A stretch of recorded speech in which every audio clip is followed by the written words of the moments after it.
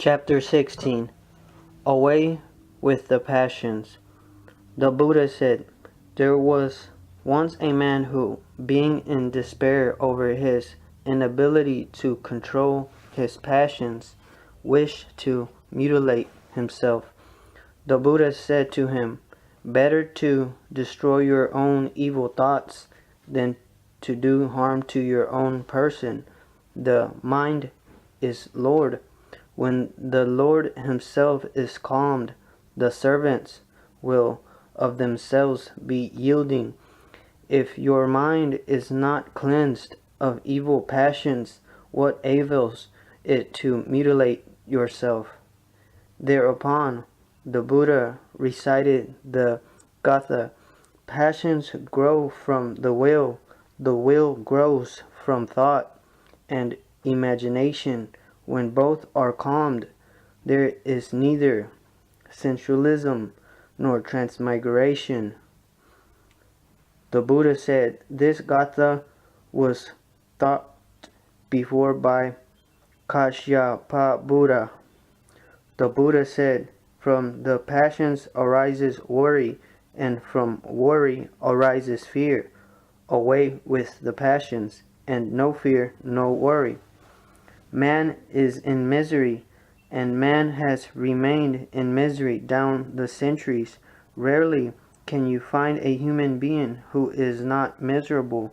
It is so rare that it almost seems unbelievable. That's why Buddhas are never believed. People don't believe that they ever existed. People can't believe it. They can't believe it because of their own misery. The misery is such, and they are entangled into it too so deeply, that they don't see that any escape is possible. They think the Buddhas must have been imagined. They are dreams of humanity. That's what Sigmund Freud says, that Buddhas are wish fulfillments. Man wants to be that way. Man desires to be out of misery. Man would like to have that silence, that peace, that benediction, but it has not happened. And Freud says there is no hope. It cannot happen by the very nature of things. Man cannot become happy. Freud has to be listened to very keenly and very deeply. He cannot be simply rejected outright. He is one of the most penetrating minds ever. When he says that happiness is not possible, and when he says that hoping for happiness is hoping for the impossible, he means it. His own observation of human misery led him to this conclusion. This conclusion is not that of a philosopher. Freud is not a pessimist, but observing thousands of human beings getting deeper into their beings, he realized that man is made in such a way that he has a built-in process of being miserable. At the most, he can be in comfort, but never in ecstasy. At the most, we can make life a little more convenient through scientific technology, through social change, through a better economy and other things, but man will remain miserable all the same. How can Freud believe that Buddha ever existed? Such serenity seems to be just a dream. Humanity has been dreaming about Buddha. This idea arises because Buddha is so rare, so exceptional. He is not the rule. Why has man remained in so much misery? And the miracle is that everybody wants to be happy. You cannot find a man who wants to be miserable, and yet everybody is in misery. Everybody wants to be happy, blissful, peaceful, silent. Everybody wants to be in joy. Everybody wants to celebrate, but it seems impossible. Now, there must be some very deep cause, so deep that Freudian analysis could not reach it, so deep that logic cannot penetrate it, Before we enter into the sutras, the basic thing has to be understood. Man wants happiness. That's why he is miserable. The more you want to be happy, the more miserable you will be. Now, this is absurd, but this is the root cause. And when you understand the process of how the human mind functions, you will be able to realize it. Man wants to be happy, hence he creates misery. If you want to get out of misery, you will have to get out of your desire for happiness. Then nobody can make you miserable. Here is where Freud missed. He could not understand that the very desire for happiness can be the cause of misery. How does it happen? Why in the first place do you desire happiness? And what does it do to you, the desire for happiness? The moment you desire for happiness, you have moved away from the present. You have moved away from the existential. You have already moved into the future, which is nowhere, which has not yet come. You have moved into a dream. Now, dreams can never be fulfilling. Your desire for happiness is a dream. The dream is unreal, and through the unreal, nobody has ever been able to reach to the real. You have taken a wrong train. The desire for happiness simply shows that you are not happy right at this moment. The desire for happiness simply shows that you are a miserable being, and a miserable being projects in the future that sometime, someday, some way, he will be happy. Out of misery comes your projection. It carries the very seeds of misery. It comes out of you. It cannot be different from you. It is your child. Its face will be like you. In its body, your blood will be circulating. It will be your continuity. You are unhappy today, and you project that tomorrow will be happy. But tomorrow is a projection of you, of your today, of whatever you are. You are unhappy. The tomorrow will come out of this unhappiness, and you will be even more unhappy. Of course, out of more unhappiness, you will again desire more happiness in the future. Then you are in a vicious cycle. The more unhappy you become, the more you desire happiness. The more you desire happiness, the more unhappy you become. Now, it is like a dog chasing its own tail. In Zen, they have a certain phrase for it.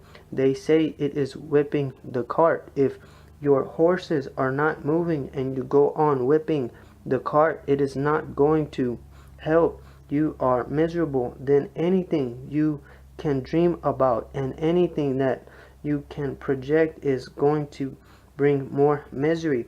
So the first thing is not to dream, not to project. The first thing is to be here now. Whatsoever it is, just be here now, and a tremendous revelation is waiting for you. The revelation is that nobody can be unhappy in the here now. Have you ever been unhappy here and now? Right this moment you are sitting there? Is there any possibility of being unhappy right now? You can think about yesterday and you can become unhappy, or you can think about tomorrow and you can become unhappy. But right this very moment, this throbbing, beaten, real moment, can you be unhappy right now without any past, without any future? You can bring misery from the past, from your memory. Somebody insulted you yesterday, and you can still carry the wound. You can still carry the hurt and feel unhappy about it. Why? Why did it happen to you? Why did the man insult you? And you have been doing so much good for him, and you have been always a help, always a friend, and he insulted you. You are playing with something that is no more. The yesterday is gone. Or you can be unhappy for tomorrow. Tomorrow your money will be finished. Then where are you going to stay? What are you going to eat? Tomorrow your money will be finished. Then unhappiness enters in. Either it comes from yesterday or it comes from tomorrow, but it is never here now. Right this moment in the now, unhappiness is impossible. If you have learned this much, you can become a Buddha. Then nobody is hindering your path. Then you can forget all the Freuds. Then unhappiness is not only possible, it has already happened. It is just in front of you, and you are missing it because you go on looking sideways. Happiness is where you are. Wherever you are, happiness is there. It surrounds you. It is a natural phenomenon. It is just like air, just like sky. Happiness is not to be sought. It is the very stuff the universe is made of. Joy is the very stuff the universe is made of. But you have to look direct. You have to look in the immediate. If you look sideways, then you miss. You miss because of you. You miss because you have a wrong approach. This is the most fundamental truth Buddha brought to the world. This is his contribution. He says, go on dying to the past and never think of the future, and then try to be miserable. You will fail. You cannot be miserable. Your failure is absolutely certain. It can be predicted. You cannot manage however efficient you are in being miserable, however trained. You cannot create misery this very moment. Desiring happiness helps you look somewhere else, and then you go on missing. Happiness is not to be created. Happiness is just to be seen. It is already present. This very moment you can become happy, tremendously happy. This is how it happened to Buddha. He was the son of a king. He had everything but was not happy. He became more and more unhappy. The more you have, the more unhappy you become. That is the misery of a rich man. That's what is happening in America today. The richer they get, the more unhappy they become. They are completely at a loss what to do. Poor people are always certain about what to do. They have to earn money. They have to build a good house. They have to buy a car. They have to send their kids to the university. They always have a program waiting for them. They are occupied. They have a future. They have hope. Someday or other they remain in misery, but the hope is there. The rich man is in misery, and the hope has also disappeared. His misery is double. You cannot find a poorer man than a rich man. He is doubly poor. He remains projected into the future, and now he knows the future is not going to supply anything, because whatever he needs, he already has it. He becomes troubled. His mind becomes more and more anxious, apprehensive. He becomes anguish itself. That's what happened to Buddha. He was rich. He had everything that it was possible to have. He became very unhappy. One day he escaped from his palace, left all the riches, his beautiful wife, his newly born child. He escaped.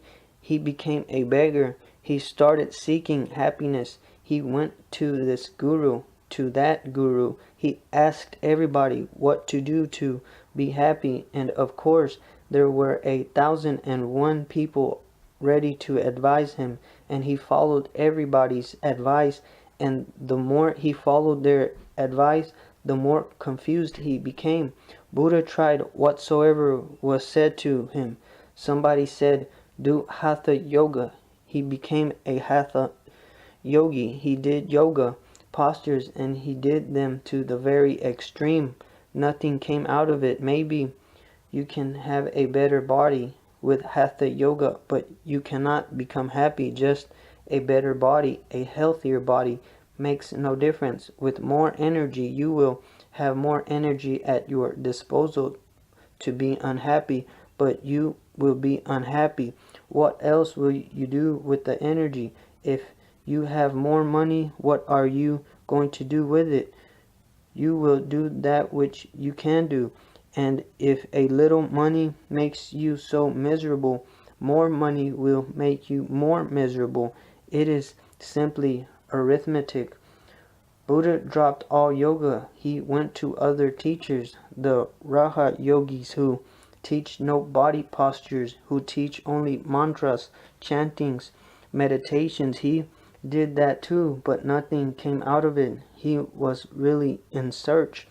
When you are really in search, then nothing can help. Then there is no remedy. Mediocre people stop somewhere on the way. They are not real seekers. A real seeker is one who goes to the very end of the search and comes to realize that all search is nonsense. Searching itself is a way of desire. Buddha recognized it one day. One day he had left his palace. He had left his worldly possessions. After 6 years of spiritual search, he dropped all search. The material search was dropped before. Now he dropped the spiritual search. This world was dropped before. Now he dropped the other world too. He was completely rid of desire, and that very moment it happened. That very moment there was benediction. There, when he was completely rid of desire, when he had lost all hope, the future disappeared, because the future exists because of your hope.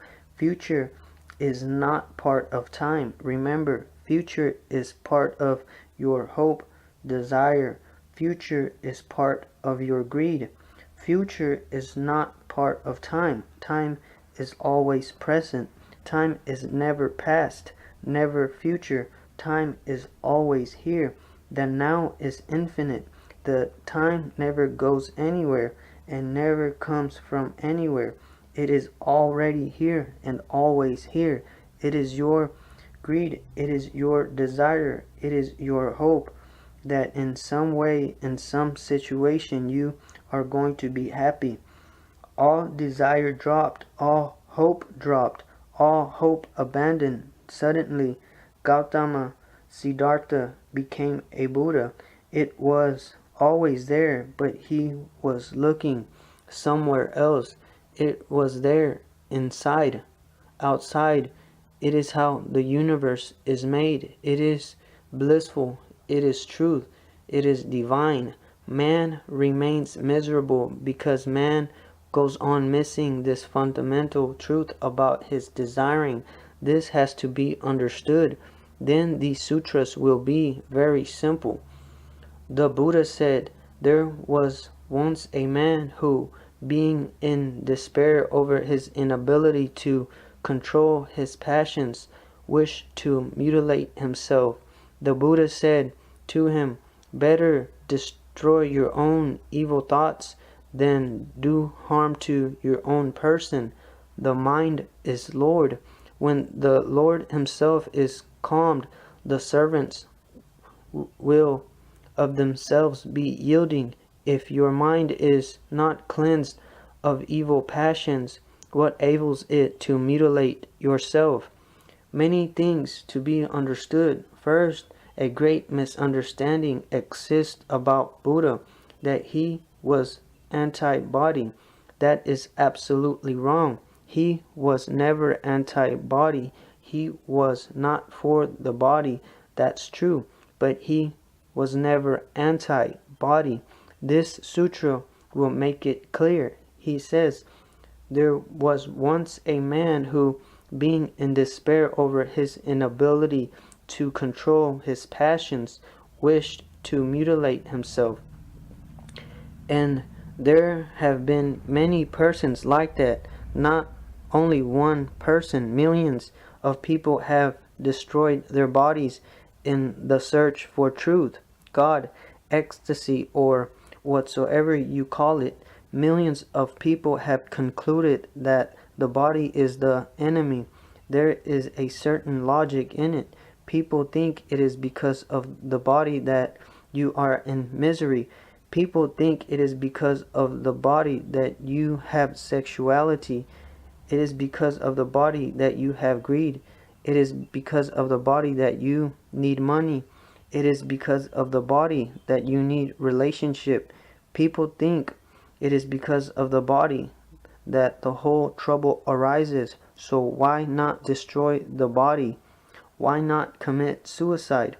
There have been many religious sects that are suicidal, which really teach suicide, which say this body has to be dropped. If you are courageous enough, then in one leap drop this body. If you are not courageous, then slowly, in parts, cut the body, drop the body. There was a very popular sect in Russia before the revolution. It was very popular that used to teach people to cut their sexual organs, and there were thousands and thousands of people who followed it just to mutilate the sexual organs. The idea is that by cutting the sexual organ, you will go beyond sex. This is simply foolish because sexuality does not exist in the sexual organs. It exists in the mind.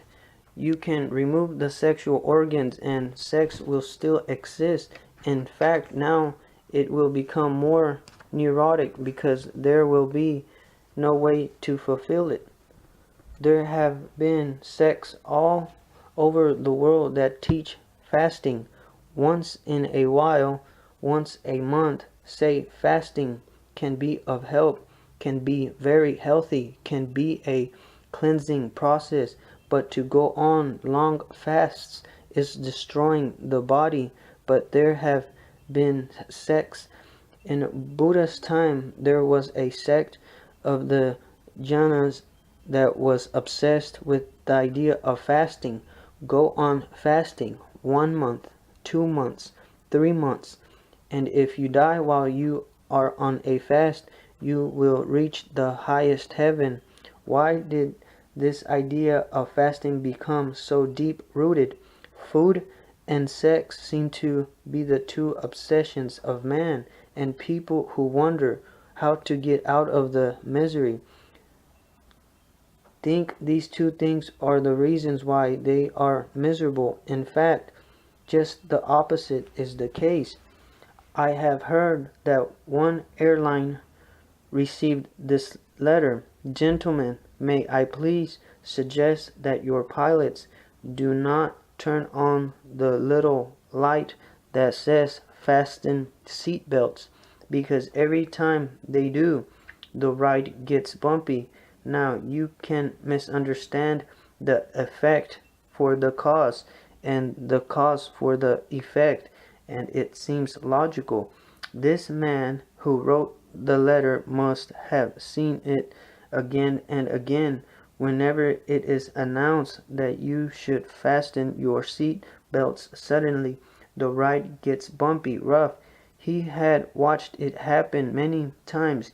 He must have been a professor of logic, seeing it again and again, that whenever the light comes on and the announcement is made, immediately something goes wrong. His suggestion is very logical and yet absurd. The announcement comes only because the ride is going to be bumpy. The announcement is not the cause. The announcement does not create it. It is going to be bumpy, and the announcement is to protect you. But it happens in ordinary life too. Your mind is sexual. The cause is there, and the body simply follows it. But when the body follows only, then you become aware. You are not yet so aware that you can see it when it is in the mind. When it enters into the body, it becomes very tangible. Then you become aware. Your awareness is not sharp. You cannot catch it in the cause. When it has already moved into the effect, then you catch it. You catch it when it is already beyond control. You catch it only. You become alert about it only when it has already become solidified. There are three states of any idea arising in you. First, the idea is wordless. It is not formulated in thoughts. That is the subtlest thing. If you can catch hold of it, there will become free of it. The second stage is when it has entered into words. It is formulated. There is a thought arising in you. People are so sleepy that they don't become aware even at the second stage, when the thought has become a thing, when it has already entered into the gross body and the body has become possessed by it. Then you become aware. It simply shows your unawareness. Hence, Buddha says, if you really want to get rid of the misery, the pain, that life that is almost like hell, you have to become more and more aware. The more aware you become, the deeper the cause you can see. The deeper the cause known, the more capable you become to get out of it. If you can catch some desire when it has not even entered into your conscious mind, and it is still just a feeling with no words, just in the unconscious, striving to get to the conscience, there it is very simple to stop it. It is just like you can brush away a small seed very easily. There is no trouble about it, but when it has taken root and has become a great tree, it will be difficult to uproot it. First, the idea arises in the innermost core, then it enters into the mind, then it enters into the body. You feel it only when it has entered into the body. There are even more sleepy people who don't even feel it there. When it has entered into the world, then they feel it. For example, anger arises first in your deepest core, wordless, undefined. Then it comes to be a thought. Then it enters in your body. Adrenaline and other poisons are released in the bloodstream. You are ready to kill somebody or beat somebody, bite somebody. You are getting mad, but you may not even be aware of it. When you hit somebody, it has entered into the world. That is the fourth stage. Then you become aware. What have I done? Haven't you observed it many times? When you have hit somebody, your child, your friend, your wife, then suddenly you become aware. What have I done? I never wanted to do it. It happened in spite of me. You say this simply shows your unawareness. Go deeper and catch hold of anything arising in the first place, and then it is so easy. Just like you can destroy a seed very easily, but to destroy a tree will be difficult. And when the tree has sent its millions of seed into the air, then it is almost beyond your control. The winds have taken the seeds to faraway fields. Now it is impossible to find out where they have fallen. Now the tree is not one. It has created many possibilities of its own being. It will be replicated in many fields. Buddha says that destroying the body is not going to help. If your eyes make your desires of beautiful women or beautiful men, it is not going to help you if you destroy your eyes. There is a story in India about a saint, Surdas, I don't think it is true. If it is true, then Surdas is not a saint. He can only be a saint if the story is untrue. I am ready to say that the story is untrue. I cannot say Surdas is untrue. He is so authentic. His insight is so pure. The story must be wrong. The story is that Surdas left the world and he was moving through a town. He saw a beautiful woman and he followed her almost as if a magnet was pulling him, starting feeling guilty too. He is a sannyasin. He has renounced the world. What is he doing? But he was incapable of controlling himself. So the story goes, he went to the woman. He asked for food, but that was just an excuse. Then he started to go to the same woman every day just to have a look at her face, just to have a look into her eyes, just to have a little contact. He started dreaming about her. The whole day he was continuously thinking and fantasizing and was waiting for the next day when he would be able to go to the woman again. Then by and by he became aware that he was getting into a trap, and the story says that because it was his eyes that made him aware of the beauty of the woman, he destroyed his eyes and became a blind man. I say, and I say it categorically, this story is simply invented because this is so foolish. Surdas cannot do it. The story must have been invented by blind people. It must have been invented by the stupid people who always go on inventing stupid things. It is stupid because the eyes cannot do anything. It is the mind. It is the mind that approaches through the eyes. It is the mind that approaches through the hand. When you hit somebody or you kill somebody, it is not the hand that is the murderer. It is you, and it is not going to help if you cut off your hand. You cannot go to the court and say to the magistrate, it was just my hand. It happened once in a court that a man argued this way. He said, it is my hand that has killed. The magistrate was also very clever and cunning. They have to be clever and cunning because they have to deal with clever and cunning people. They have the same logic. The magistrate said, you are right. You are absolutely logical. You have not killed. Your hands have killed. So your hands will remain in prison. You can go home, but the hands cannot go. So the hands were chained, and the magistrate said, why don't you go now? The man said, how can I go without the hands?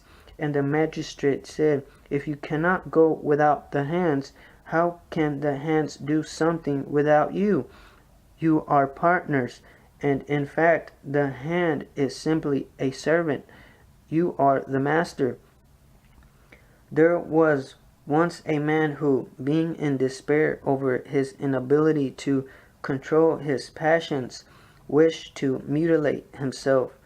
Buddha is not against the body. He is not anti-body. He cannot be, because the body is so innocent. It has never done anything wrong. It is so pure. You cannot find a purer thing in existence. Yes, one thing is certain, that whatsoever you want to do, the body follows you. It is a servant and very obedient. Even if you are going to murder somebody, the body follows. It never says no. If you are going to the temple to pray, the body follows. It never says no. Whether you are going to commit a crime or going to pray in the temple, the body follows you so obediently, like a shadow. No, the body is never responsible. And one thing has to be understood about the body. The body is a unique thing in the world. Nothing can be compared to it. It has one unique situation, and that it is the only object in the world that you can look at from both sides, from without and from within. If you look at a rock, you look from the outside. If you look at the moon, you look from the outside, except for the body, your body. Everything else you look at from the outside. Your body is the only object in the world you can look at from without, and you can look at from within. Hence, the body is the door to the within. The body is the door for the inner journey. How can Buddha be against it? And you can see Buddha's body so beautiful, so graceful. How can he be against it? Look at Buddha's statues. He must have loved his body. He must have had tremendous compassion for his body. His body is flower-like. It is a rose flower or a lotus. No, he cannot be against the body.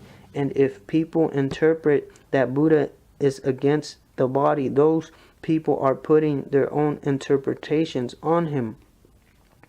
The Buddha said to him, "Better destroy your own evil thoughts than do harm to your own person. The mind is Lord. When the Lord himself is calmed, the servants will of themselves be yielding." Buddha's whole effort is to make you aware that whatsoever you are, the cause is your mind. If you are miserable, the mind is functioning in a wrong pattern. If you are happy, the mind is functioning in the right pattern. Happiness is nothing but the humming of the mechanism of mind when it functions perfectly. When the mind is simply in tune with the universe, you are happy. When the mind goes against the nature, against the natural law, what Buddha calls Dharma, when the mind goes against Tao, when the mind goes against the current, when the mind tries to swim upstream, then there are problems, there is misery. When the mind simply follows the stream like a driftwood, just goes with the stream wherever it is going, it is happy, and one day it reaches to the ultimate, the oceanic bliss. There is no need to reach to it. There is no need to make any effort. Effortlessly it happens. So Buddha says the basic question is not of the body, and it is not of the soul. The soul has no problems, and the body also has no problems. The problem is just in between the two. This mind that links the body and the soul is the problem. This mind that bridges the unknown to the known, the invincible to the visible, the formless to the form, this bridge is the only problem. If you can solve the mind, suddenly you are at home. The mind is the problem. What can we do to change the mind? What can we do to have a better functioning mind? Again, a desire arises, and again you are in the trap of the mind. If I teach to you that you should become desireless and you will be happy, immediately a desire arises in the mind. How to become desireless? Immediately you start looking for clues, methods, techniques, how to become desireless. Now, to become desireless is again a desire. If I say mind is the problem, you immediately ask how to solve it, how to dissolve it, how to get rid of it. But the one who is asking the question is mind itself, and the one who is going to try is mind itself. So whatever you do, you will never get out of the mind by doing anything. Still, your question is relevant. Then what should we do? We should look into the nature of the mind and not try to do anything. Just a great insight into the nature of your mind is all that is needed. Let me try to explain it to you. Buddha says desire and you will be miserable. Suddenly a desire arises. How to be desireless? Because we want to be happy and we don't want to be miserable. Desire arises and new misery arises. When Buddha says desire creates misery, he means simply to watch how desire arises, how it creates misery. Just go on watching.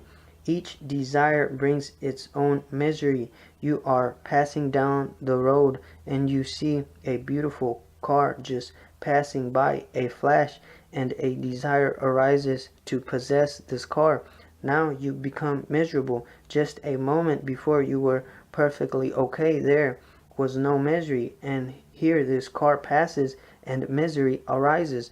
Buddha says, watch. Just a moment before you were humming a song and going for a morning walk, and everything was beautiful. The birds were singing and the trees were green, and the morning breeze was cool, and the sun was fantastic. Everything was beautiful. You were in a poetic world full of joy and verve and gusto, and you were juicy, and you were part of this beautiful morning. Everything was simply just as it should be. And here comes a card. It is not that the owner of the card has come to disturb you. He may not even be aware of you. He is not trying to create any misery for you. Don't be angry at him. It is not that the car is creating misery in you, because how can the car create misery in you? It is your desire. Seeing the car, a desire arises. I should become the possessor of the car. This car has to be in my garage. And suddenly the trees are no longer green. Birds are no longer singing. The sun is no longer there. It is already sunset. The sunrise has disappeared from the morning. Everything is dismal and dark. You are full of desire. You are surrounded by smoke. You have lost contact with life immediately. Just a flicker of desire and you are millions of miles away from beauty, from truth, from joy. Just watch.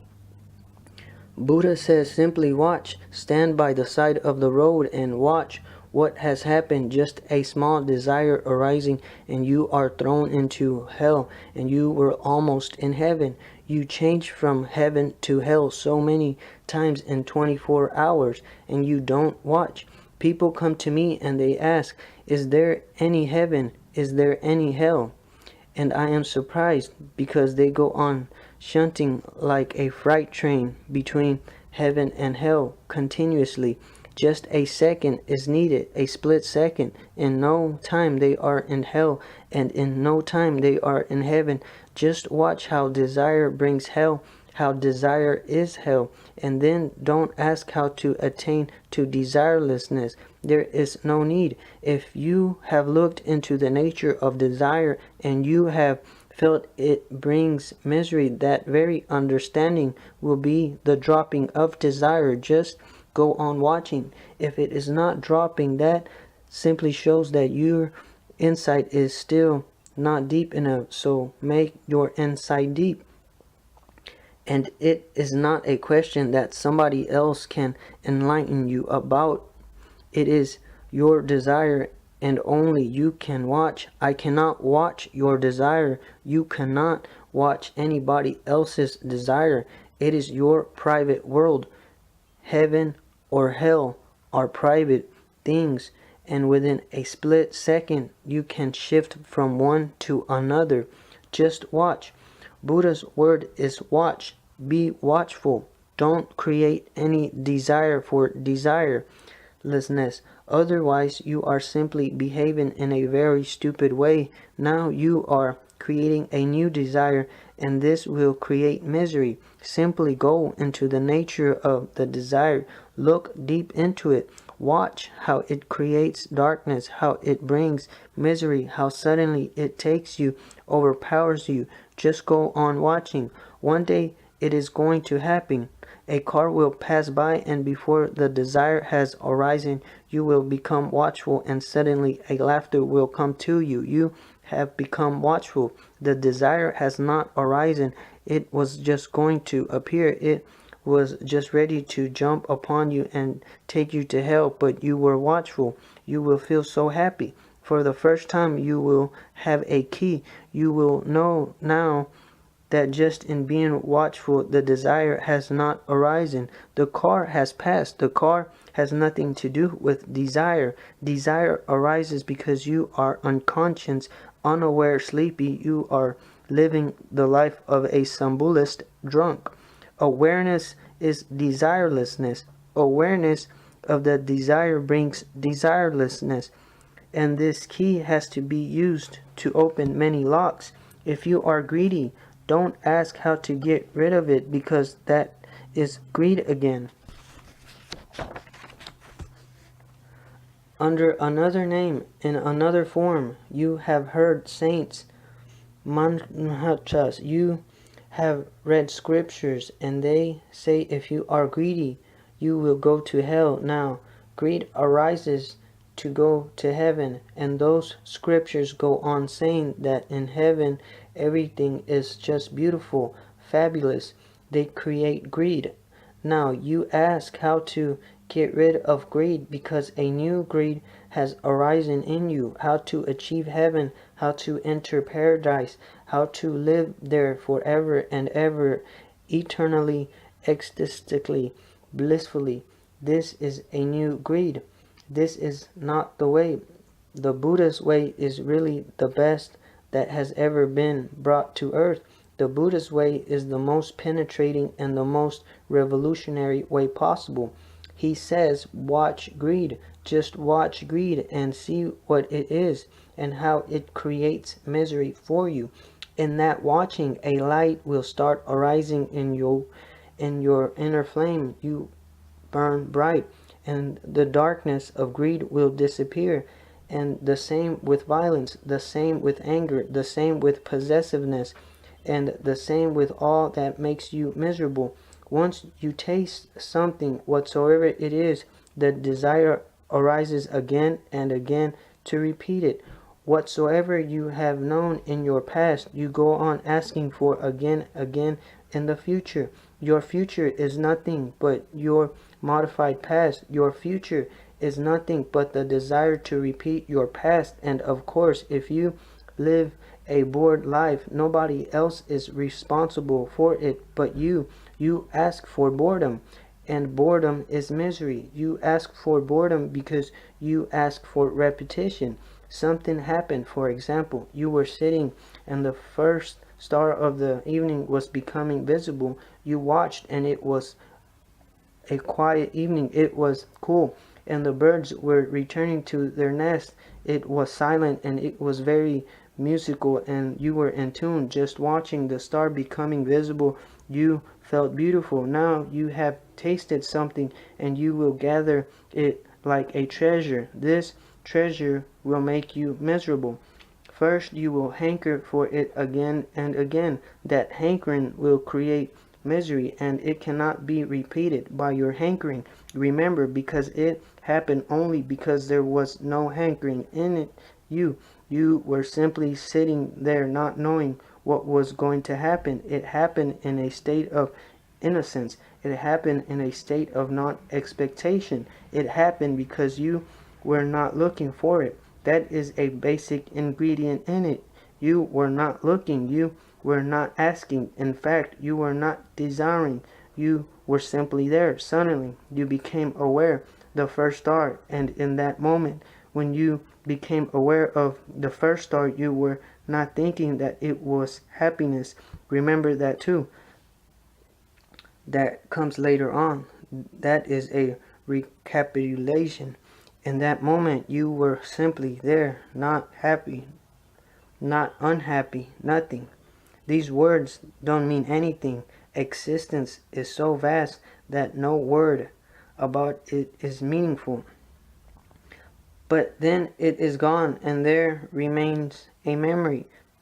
And you say again and again, it was beautiful, how divine. Now a desire arises to repeat it every evening. Next day you are waiting again, but now the whole situation has changed. You are waiting for it. You are looking for it. You want to repeat the old experience. Now this is something new which was not present in the previous experience, so it won't allow you. You are looking for it too much. You are not relaxed. You are tense. You are afraid. You may miss the first star. You are apprehensive. You are worried whether it is going to be again or not. It is not going to be. First, it is not possible now because you have lost that innocence, that inexperienced state where no memory existed, where the past was not, where the future was not. Secondly, if someday it is repeated, it will be boring because it will be a repetition. You have already known it. The beauty is in the new. It is never in the old. The beauty is in the fresh. It is never in the dead. The beauty belongs to the original, never to the carbon copy. The beauty is when an experience is first hand, not second hand. Now, if it happens at all, it will not make you happy. It will be a second hand experience. And remember, existence is never second hand. Existence is always fresh. To know godliness is the beauty of the evening, or in the beauty of a bird on the wing, means you have to be absolutely innocent. The past has to be completely dropped, and the future is not to be allowed to interfere. Then and only then there is beauty, and there is benediction, there is blessing, there is happiness and bliss. Once you experience something, you start asking for it, you become a beggar, then it will never happen, and you will carry the memory like a wound. Have you watched it? Watch it. Whenever you are happy in that moment, you don't know it is happiness. It is only afterwards, when the experience is gone, faded away, is no more, then mind comes in and starts looking for it, starts comparing, evaluating, judging, and says, yes, it was beautiful, so beautiful. When the experience itself was present, mind was not present. Happiness is when mind is not. And when mind comes in, happiness is no longer there. Now there is only a memory, a dead memory. Your lover is gone. You are just carrying a letter written by your lover. The flower has faded. Now it is just an image in your mind. The image will not allow happiness to enter again in your being. This image will be the barrier. It will be the rock. Buddha says, don't carry the past and don't ask for the future. Just be here now. Then there is no mind, and the body simply follows that no mindness. Right now, the body follows the mind, and the mind is the culprit, and you go on punishing the body. It is almost like a small child who comes running into the room and hits his head on the door, becomes angry at the door, starts beating the door as if the door is the culprit. Not only children, but even grown-up people do such things. You are writing and your fountain pen is not flowing well. You become angry and you throw it on the floor. You punish the fountain pen, and still you think man is rational. Still you believe man is a rational being. When you come home angry, have you watched? You open the door in such anger, you bang it. Now the door has not done anything to you. It happened once. A man came to see a Zen master. He banged the door. He threw his shoes on the floor. He came to the master and bowed down, touched his feet. The master said, I cannot accept your greeting. You first go and ask the door to forgive you and the shoes. The man said, what are you talking about? Do you want me to become a laughing stock? And there was so many people sitting around. The master said, if you don't do this, then I am not going to allow you to be here. You simply get out. If you can insult the door, and if you can insult the shoes, then you have to ask for their forgiveness. When you insulted them, did you not feel that you were doing something ridiculous? It is only now when I ask you to apologize that you feel ridiculous. Go and do it." The man went.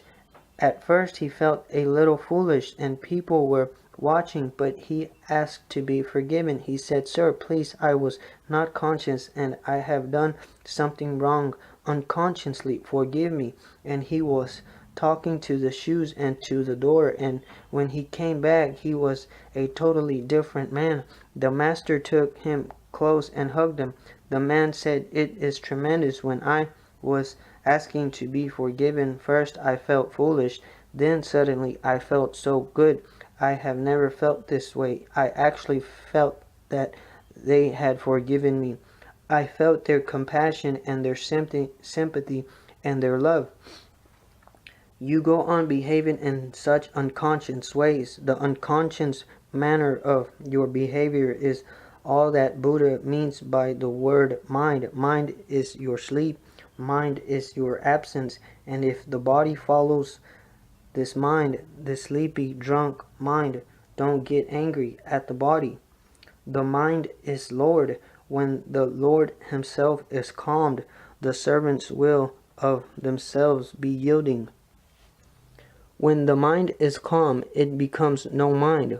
No mind and a calm mind mean exactly the same thing. They don't mean two different things. A calm mind, a cool mind, is a no mind, because mind is the fever. Mind is the continuous anxiety, tension, the disease. Yes, the disease is the mind. When the disease has disappeared, you function from a state which is of no mind, and then the body follows it. The body is a follower. If you have mind, the body follows the mind. If you have no mind, the body follows the no mind. But don't start fighting with the body. Don't be stupid. If your mind is not cleansed of evil passions, what ails it to mutilate yourself? Thereupon the Buddha recited the Gatha: passions grow from the will grows from thought and imagination. When both are calmed, there is neither sensualism nor transmigration. The Buddha said this Gatha was taught before by Kashyapa Buddha. Buddha says there have been millions of Buddhas before me, and there will be millions of Buddhas after me. This is something very new in the world of religions. Mahavira says there have been only 23 Tirthankaras before me, and there will be no Tirthankara anymore. Muhammad says there have been only 4 prophets before me, and there will be no prophet anymore after me. Jesus says, "I am the only begotten Son of God." Buddha is rare. He says there have been millions of Buddhas before me, and millions of Buddhas will be after me. And this seems to be truer. Only 23 Tirthankaras in the whole infinity. Then what about Ram? Then what about Krishna? They are not included in the Jaina Tirthankaras. Muhammad says there have been only 4 prophets before me. Then what about Mahavira? And what about Krishna? What about Buddha? They are not included in it. Jesus says, "I am the only begotten Son." This looks absurd, that God should have only one son, and what has he been doing afterwards? Using birth control? This looks absurd, and it creates fanaticism. Then the Christians think they are superior because they are the followers of the only Son that God has. Others are prophets at the most, if they recognize them at all, but theirs is the only Son of God. That creates ego, a feeling of superiority. Hindus say they have only 24 avatars. A few centuries ago, they had the idea of 10 avatars, and then they expanded it a little because giants were claiming 24 Tirthankaras, there was great competition, so they said, okay, we will also have 24. The number 24 became standard. Even Buddhists started saying that there are only 24 Buddhas, and when Tirthankaras are 24 and Buddhas are 24, to have only 10 avatars looks a little poor. So Hindus extended their idea. They dropped the idea of 10 avatars. They also claimed to have 24 avatars. But what about Mahavira? What about Andinatha? They are not included. Buddha includes all. He is tremendously inclusive, and he creates no superiority. He says millions of Buddhas have been before and millions will be afterwards. The world has never lacked Buddhas, and that is how it should be, because to be a Buddha is just to be aware of your nature. It is nothing special. It looks special because you have not tried it. Otherwise, it is your own treasure. It has only to be claimed. And look at the beauty of it. Buddha claims nothing special for himself. He says many Buddhas have lived, millions, and there are millions to come. Look at the beauty of his declaration about himself. He is saying, I am just one in millions, nothing special about me. This is how a really religious person should be, nothing special, very ordinary. When there are millions of Buddhas, then how can you be special? You can be special if there is a limited number. There was much conflict because when Mahavira claimed that he was the 24th, there were 8 others who were claiming that they were the 24th. There was trouble. Nobody was ready to believe in the others, and there are no ways to prove it really. How can you prove who is the real Tirthankara? A few chose Gaushalak and followed him. A few chose Mahavira and followed him. A few chose others. Ajit Kishkamba, Sanjay Veliputra, and there were other claimers. How do you decide? Christians say Jesus is the only Son of God, and the Jews crucified him. How do you decide? They thought he was a cheat. The Jews were also waiting for a Messiah. They have been waiting for centuries, but they never allow anybody to become that Messiah, because then for whom will they wait? They are hoping and hoping and hoping, and they have waited so long that now it has become habitual for them. They won't allow anybody to be the Messiah. Jesus claimed to be. Many others have claimed after Jesus, but whoever claims I am the Messiah has to be destroyed, has to be rejected, has to be proved a cheat. The Messiah is certainly going to come, but they don't allow anybody to claim it. Centuries of waiting, and they have become addicted. Now they will wait. Even if God comes, they will crucify him, because they will say, who wants you? We love waiting. We exist in our hope. They go on hoping. But everybody tries to prove himself special. Jews think they are the chosen race, that God has chosen them specially. Hindus think they are the chosen race. Jainis think they are the chosen ones. Buddha is rare. Buddha says, there were millions of Buddhas before me, countless. In fact, he has said that if you count the grains of sand in the Ganges, there has been more than that many Buddhas before, and there will be more later on. This makes his own statue very ordinarily, but this is his beauty. Not to claim any extraordinariness is what extraordinariness is. And when you claim you are superior, you are simply showing that you suffer from an inferiority complex.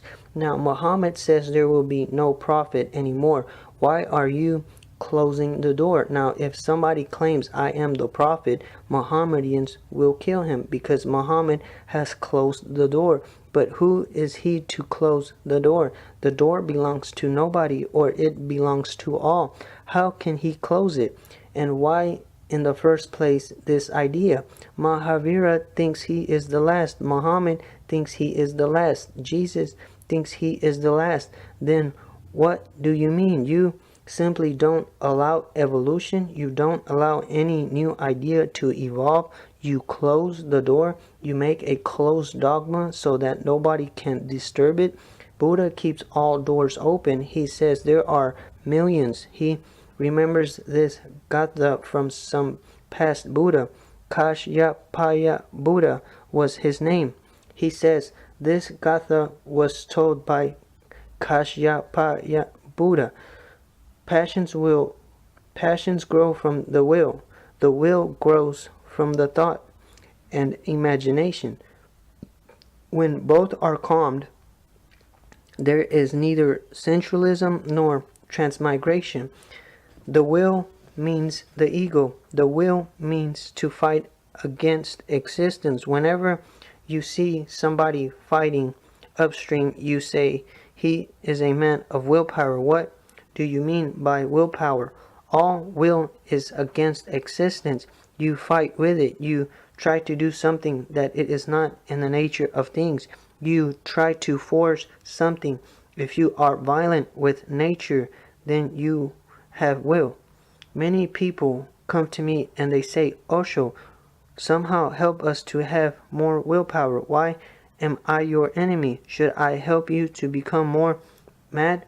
Willpower? But in the West, willpower is very important because the whole West thinks that to have a strong ego is a must. You should have willpower. You should develop willpower. Thousands of books exist in the market on how to develop willpower, and they sell because people want to be more and more refined in their egos. Buddha says passions grow from the will. Desires grow from the will. The I, the ego, is the root of your mind. Your whole mind is centered around the I. The will grows from thought and imagination. Thought comes from the past. Imagination means movement to the future. Whatsoever you have experienced, thought, learned, that is your ego. And whatsoever you want to experience in your future, would like to have in your future, is your will. These are two aspects of the same phenomenon. When both are calmed, when thought is no longer there, means when past is no longer there, and when imagination, projection, dreaming, future is no longer there. When both are calmed, there is neither sensualism nor transmigration. Buddha says, then all sensualism disappears. Then one is no longer greedy for senses and the experience of the senses. Remember that by the disappearance of sensualism, he does not mean that your sensitivity disappears. You become tremendously sensitive. A sensual person is not a sensitive person. A sensual person is gross, rough, very primitive. A sensitive person is very highly developed. He is receptive. A sensual person is after pleasure, and the sensitive person is one who knows bliss is here, and he is open to it, and he goes on being showered by the divine bliss. He soaks it up like a sponge. He is sensitive. The sensual person is always after something, try to achieve money, power, prestige. The sensitive person is simply alive here now, enjoying the beauty that is available. When tomorrow comes, then tomorrow will take care of itself. That's what Jesus means when he says, think not of the tomorrow. That's what Jesus says when he shows to his disciples the lilies in the field and says, Look how beautiful they are, and they toil not. They are simply here. They don't worry about what is going to happen tomorrow. Even Solomon in all his glory was not so beautiful, says Jesus. All these poor flowers of the lilies. A sensitive person is a flower-like person, open to existence, enjoying it tremendously, but not seeking anything. His search has dissolved. He is not chasing anything. I have heard a man lost everything at the casinos in Vegas. He tried every one in town, and each was a disaster. All he had left now was a Kennedy 50-cent piece. He kept tossing it in the air as he walked along the street, trying to figure out a way to get another stake. When his coin slipped out of his fingers and fell into a grating in the middle of the street, the man was after it like a shot, but before he could grab it, he was hit by a taxi and carried off to the hospital with a broken leg. He was out in a couple of months, and with the settlement from the insurance company, he started back to the casinos. On the way, he limped past the same grating where he had lost his coin. He started to look down to see if he could find it when he was hit by another taxi, and he was back in the hospital with his other leg broken. How could you get knocked twice in exactly the same place? The nurse asked him. I mean, what in the world made you go back to that stupid grating? That was my good luck charm, he explained, and I didn't want to lose it. People go on chasing and go on being hit every time. Their whole life becomes just wounds and wounds and wounds. But again and again they go on chasing the same things as if they don't see what is happening to them. A man of sensitivity remains wherever he is, and truth seeks him. A man of sensualism rushes from here to there, from there to somewhere else, chasing and chasing. And this is the beauty of the whole process. If you are chasing truth, you will never find it because you don't know where it is. If you are chasing happiness, you will never meet it because you don't know the whereabouts. You don't even know the face of happiness. Even if you come across her, you will not be able to recognize her. The person who is sensitive simply sits wherever he is, and happiness comes to him, and bliss comes to him, and truth comes to him. The Buddha said, from the passions arises worry, and from worry arises fear. Away with the passions, and no fear, no worry. Observe it. These are not theories. These are facts of life. Buddha is not a theoretician, not a metaphysician, not at all. He is just a scientist of the basic facts of life. He talks only about a fact. You need not believe in it. You have simply to watch and you will find the truth of it. He says, from passions arises worry. Whenever desire arises, worry arises. How to get it, how to reach it, how to achieve. You are worried. When you are worried, there are 1,001 alternatives. The more worry arises, which will be the right alternative to reach it, which will be the right path, and then fear arises, whether you will be able to reach. There are so many competitors in the world, and so many people have tried and failed. Look at Alexander and Genghis Khan and Nadir Shah, and so many people who have tried and tried so powerfully, tried so hard, and still they have failed.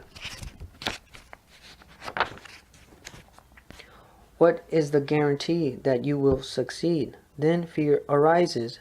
These are simple facts. A man comes into a store to buy a suit. The salesman tries one jacket on him after another. He says to the customer, turn around, let's see it in this light. Now let's look at it in the rear view mirror. Now from this angle, now this angle. Still the man asks to try another jacket. Finally, the boss comes up to them and picks out a jacket. The customer puts it on and buys it immediately. Says the boss, "See how easy it is to make a sale?" "Okay," says the salesman, "you made the sale, but who made him dizzy?" Once a passion is there, it will make you dizzy. Worries, apprehensions, what to choose, what not to choose, where to go, how to go, what will be the right technique, the right method, the right approach, and then the fear whether you will be able to make it, a constant fear. One becomes dizzy. Passion is the salesman, and then comes the devil, the boss. Then you are thrown in hell. Desire makes you dizzy, and nobody can be certain. Nobody. I was reading a beautiful anecdote. Father O'Malley and Rabbi Cohen were playing golf. On the third hole, Father O'Malley hit one into the rough, and he hollered, "Oh, shit." And he looked up to heaven and said, "Dear Lord, I'm terribly sorry. It was an oversight." On the fifth hole, he made another terrible shot into the rough. Again he shouted, "Oh shit." Again he looked up to heaven and said, "Dear Lord," again, "please excuse me. I'm terribly sorry." On the ninth hole, same thing again, into the rough. He hollered, "Oh shit." Just then there was a bolt of lightning, and Rabbi Cohen was struck and killed. A loud rumbling was heard in heaven, and a voice saying, "Oh shit." Even God can miss, so what is the guarantee of your ever being successful? One goes on being afraid, trembling, shaking with fear. Passions create worry. Worry creates fear. Away with the passions, and no fear, no worry.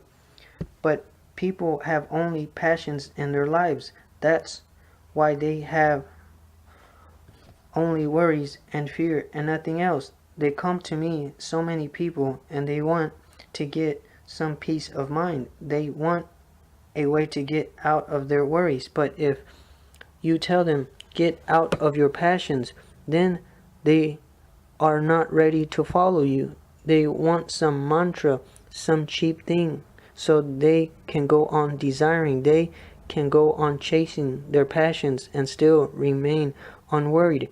A politician used to come to me, and he would always say, "Somehow help me to save some peace of mind." I said, "Being a politician, you should not ask for it. It never comes in the way of a politician. Peace of mind, if it can happen to a politician, then are the saints fools? What are they doing? Then why should they leave ambition? It can never come. Ambition creates tension, worry. You get out of your politics." And he would say, "You may be right, but right now I cannot get out of it." I told him, "Then you be at ease with your tensions, accept them. You are trying to do something which is not possible. You want to eat the cake and have it too." Then he started going to Maharishi Mahesh Yogi. Many days he didn't turn up. One day suddenly we meet in a train. I asked him, "You have not been coming to me for many days." He said, "What is the point of coming to you? You say get out of politics." Mahesh Yogi is better. He says, "Wherever you are, I will make you more efficient. You are a politician. You will become a better politician. Just do TM." Now that fits. That completely fits.